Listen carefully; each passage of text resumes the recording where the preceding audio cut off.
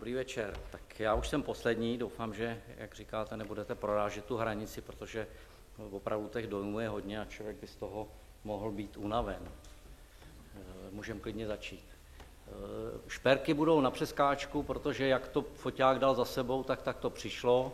Tohle je věc stará, řekněme, 10 let, co jsem to našel. Je to vykopávka ze zahrady, doplněná teda tou kovovou částí, takže já jsem našel kousek hrníčku dětského, domyslel jsem to téma takovýmhle způsobem, nějakou prací s tématem.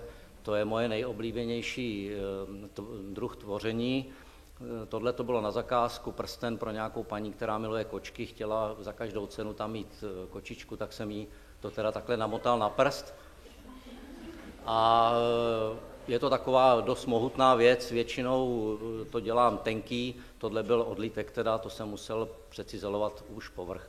Tohle to je jedna z posledních věcí, asi z posledních 3 let, je to taková imitace něčeho jiného, je to vlastně taková čokoláda, bylo to na výstavu Vánoce na Klopě, snažil jsem se zachovat takovej pocit, který samozřejmě nikdo z nás nezná a nikdo ho znát nechce, taková ta nedostupnost čokolády třeba za války, takže tam šlo o tu vánoční atmosféru. Tohle je šperk pro paní Albright, která, když tady křtila českou knihu z té jejich sbírky, tak já jsem zjistil, že ta její kniha se v Americe jmenovala takhle, Read My Pins, tak to byl pro ní takový dárek, brož vlastně ve tvaru knihy zavřený.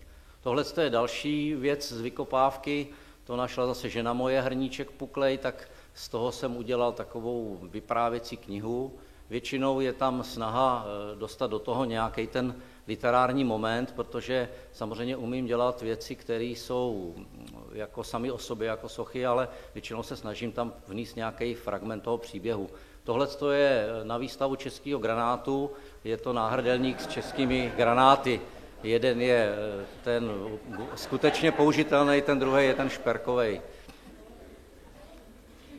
Tohle to je jedna z věcí, asi tak 3/4 roku starý, měl jsem doma kus nějaký mušle a bylo mi hrozně příjemný, jak když se to odbrousí, jak z toho vzniknou takový ty zvláštní negativní prostory. Furt mi to přišlo jako, že opravdu to Mother of Pearl, že to je vlastně taková jako perlorodka, tak jsem se snažil do toho dostat ten pocit, vyšlo z toho i to obrácený perla mé matky. Tohle je udělaný z gumy, vyřezaný skalpelem.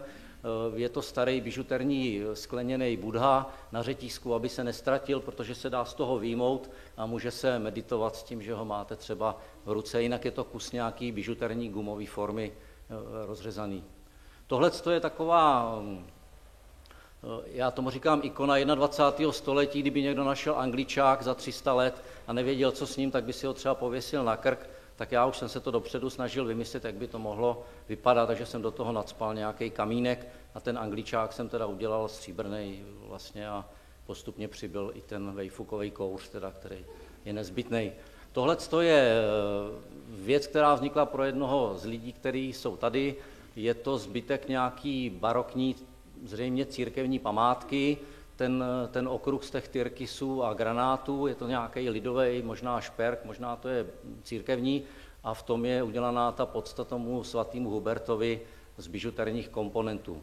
Tohle je takový můj jako oblíbený předmět, myslím, že jsem to vymyslel, ale nejsem si tím úplně jistý, je to kapesníček, to, co je nahoře, to je vidět z té kapsy, to dole přijde schovat, je to takový druh šperku, tohle je jeden z těch veselějších, má to mechanické ovládání jako dětské hračky, takže ty trpaslíci si připíjejí.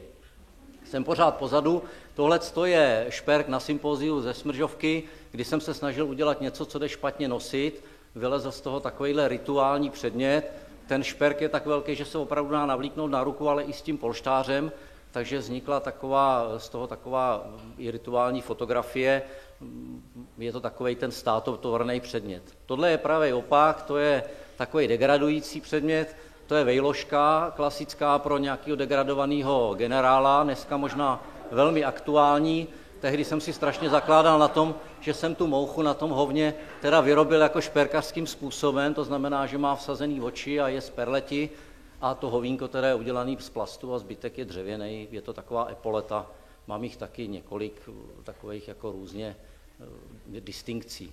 Tohle je jeden z nejstarších šperků, je to tak na přeskáčku, Je to nějak těsně po škole, kdy jsem začal dělat takové komiksové věci. Je to Arbeit, to je ze starého SSáckého oznaku vyřezaný, takže jsem používal, vlastně mě na tom inspirovala ta abeceda, to psaní, a pak jsem do toho teda vnes nějaký příběh, to jsou věci, které jsou z tombaku a z obyčejných teda barevných kovů. Tohle je jeden úplně z prvních šperků, to jsem si dělal na svoji první výstavu obrazů. Místo té plastové trávy tam byla živá tráva, měl jsem ještě konvičku, kterou jsem to zalejval a je to takovej ten, jak je Urfaust, tak tohle je takový ten kapesníček. Jo? To je ten jeden z těch prvních zajíčků v té trávě, protože těch kapesníčků vznikla celá řada. Tohle je brož, která je poměrně veliká, z té kresby jsem udělal i obraz, takže mám obraz i šperk. Nevím, který mám radši, je to z mědi udělaný, je to jenom spatinovaný, je to takový duch, vlastně je to taková poměrně monumentální věc, ale je to brož teda. Tohle je taky brož, to měřítko je opravdu tady zvláštní, protože člověk je zvyklý to poměřovat s lidským tělem, tady to dostává rozměry architektury.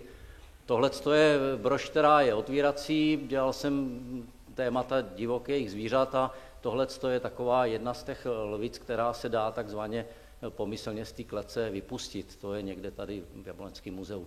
Tohle je jedna z věcí, které mě pronásledují celý život, trpaslíci, ale opravdový, pořádný, ne nějaký směšný, takže tenhle ten je udělaný takovým tím šperkařským způsobem. Je to z ebenu, ty komponenty jsou z mosazy a z kosti. A to jsou jedny z prvních šperků, který jsem prodával v prodejnách Díla asi po 100 koruně. Taky to tady vlastně jeden člověk, který tady je v sále, strašně mu to závidím a už to nikdy znovu neudělám. Tohle jsou insignie pro starostu v Jablonci. Před nějakýma 8, nevím kolika lety jsem se zúčastnil soutěže, kterou jsem vyhrál.